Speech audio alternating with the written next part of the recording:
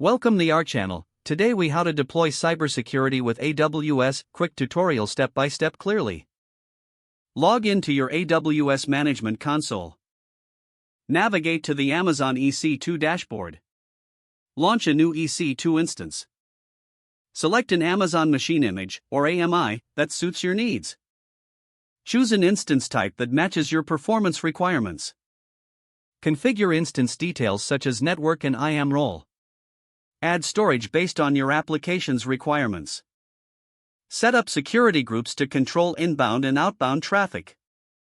Use the default security group initially, but ensure SSH and HTTP access are allowed.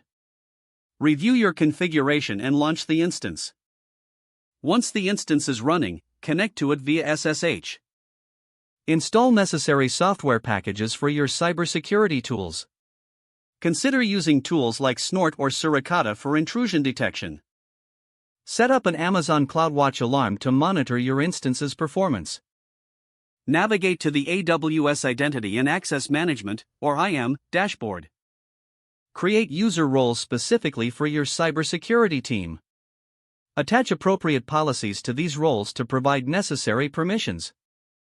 Implement AWS CloudTrail to log AWS API calls for auditing purposes. Configure Amazon Guard Duty for threat detection and continuous monitoring. Integrate AWS Security Hub for a centralized view of your security posture. Regularly review your configurations and adjust security measures as necessary. Test your deployment to ensure all security measures are working effectively.